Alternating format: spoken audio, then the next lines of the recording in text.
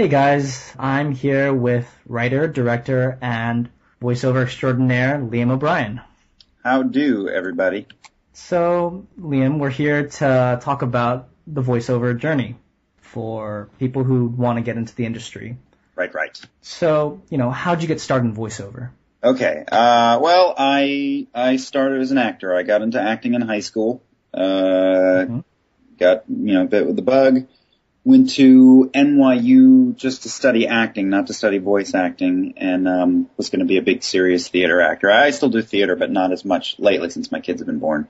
And I always had it in the back of my head that I'd like to try it. I knew what anime was. I think as I was leaving high school and going into college, I started to get very interested in it. But I didn't know, how to go about doing it or pursuing it. And I do remember one time in New York City, they actually are no more, but there used to be a company called Central Park Media. And I knew that they were in New York, and I remember sending a letter going, oh my God, I don't remember what I actually said, but my impression of what I wrote was something like, oh my God, I love anime. I'm in acting school. Can I work with you? And, never heard anything back. So, that's not the way to go about doing it. We can talk about that as we get in further here. But, I graduated at NYU. I did off-Broadway theater. I did theater in some good regional theaters around the country. And when I was in Cincinnati, at the Cincinnati Playhouse, I was doing a production of a play called Shakespeare's R&J, which is sort of a condensed version of Romeo and Juliet by four dudes. And we played parts. And the nurse to my Juliet was Crispin Freeman. Now, Crispin had been doing it for about 2 years prior. And showed up to rehearsal every day with a different anime T-shirt on, and at one point showed up with one of the little rock fellers from Mononoke. And I said, "Hey, isn't that's that?" And it started a dialogue between him and me, and we watched anime on some of our off time while we were there. And he could tell that I had a strong interest. And sometime before it ended, he said, I don't know, maybe it was afterwards. Yeah, after I got back into town, he called me and said, are you still interested? There's an audition coming up. Went to the audition, booked the audition. That was in a series called Boogie Pop Phantom. And I kind of lucked out because typically, I know this as a director too, if someone's never done anime, it's such a technical skill. It's a marriage of technical and artistic, but since so much technical prowess is involved, you don't usually start somebody out with a larger character their first time. Now, I didn't get a lead in the show, but I did book sort of the guest star episode, so I had a lot of work in the one episode, and they took a chance on me, and it stuck. So, and that's pretty typical, I think. People sort of stumble into it, and you either take or you don't. And luckily I did, and I haven't looked back. It sort of snowballed from there. A little bit in New York, there's not as much work there, but I worked sparingly from time to time, and then finally made the move to LA, and that's when it all sort of exploded in my face. Hooray! Yay! Wow, that's great. Meeting with Crispin and then getting your interest to grow like that. That's really awesome. I saw the very first scratchings or his first sort of dabbling in that mythology panel that he does. It was very rough cut a long time ago, and he was just forming the idea. And now, of course, he's got it down to a science and brings it around the country to different conventions, and he teaches a class here in LA. So it's funny to have watched his arc with that as well. Anyway, sorry, I didn't mean to interrupt. No, it's fine. It's fine. So can you describe a typical day at work, at the studio or just for voiceover? Sure. For voice acting, well, there's different kinds of projects here. There's commercials, which I don't have a ton of experience. I actually just booked my first commercial. I'll be selling nuts on TV soon. Well, congratulations. Thank you. With that, with commercials, so there's two things you do. You audition and you do jobs. And auditioning typically has been, in the past, going into your voiceover agent, you'll get a call and say, can you come in and read something or read a group of things? And you'll go in and read in their booth, and then you'll either hear or you won't. You never hear if you don't get the job. More common these days with everyone having a Mac and technology just being as fast as it is. A lot of voice actors in LA at least have home studios. And when I say studio, I mean like a microphone in a closet, which is what I have. I do 95% of my auditions in my underwear in my closet. Not always in my underwear, but sometimes. And I'll record it using my Mac and a mic, and I'll cut it up and send it to the agent, and then they forward it on. And you either hear or you don't. You generally, audition for like 20 things or 10 things, or depending on what your batting average is before you get one. Mm-hmm. And then as far as recording goes,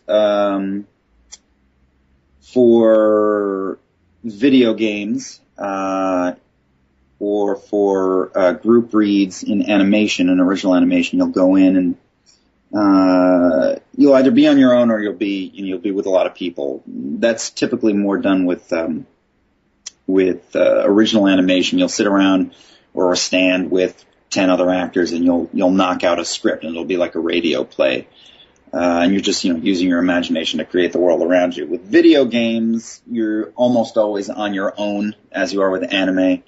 With the video games, you're on your own. More and more these days, it's an Excel file that is very big, very massive, and it'll just have either, the dialogue as it appears, as it flows in the game, or sometimes it'll just be all your lines in a row, and the director will be saying, all right, now this guy says this, and then he says that.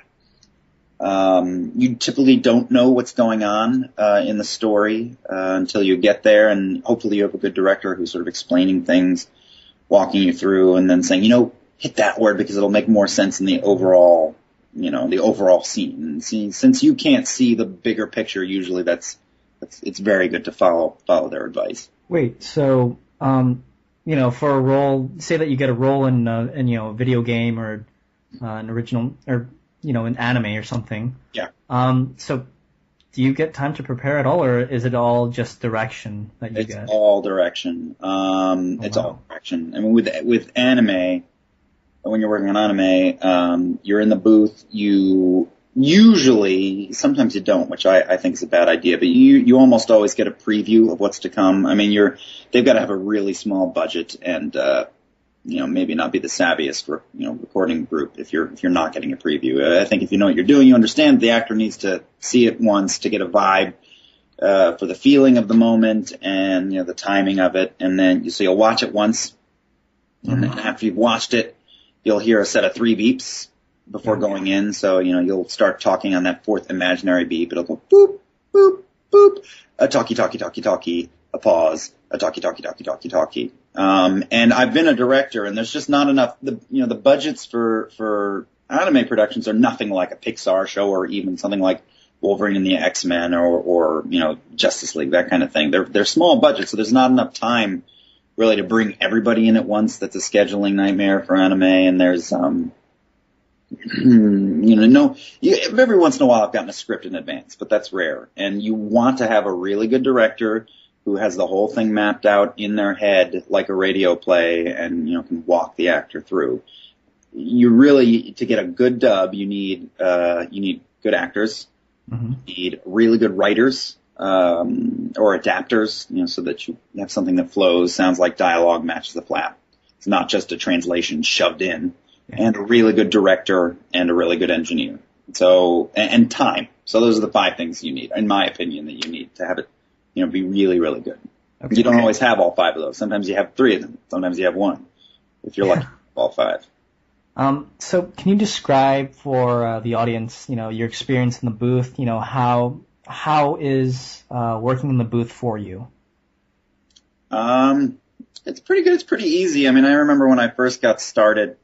It's usually easy. I remember when I first got started on every job in the back of my head thinking, don't mess this up, don't mess this up. You gotta be brilliant. You gotta be brilliant. But really you just need to, and it just comes with time, but you need to relax and just try things, experiment with the lines.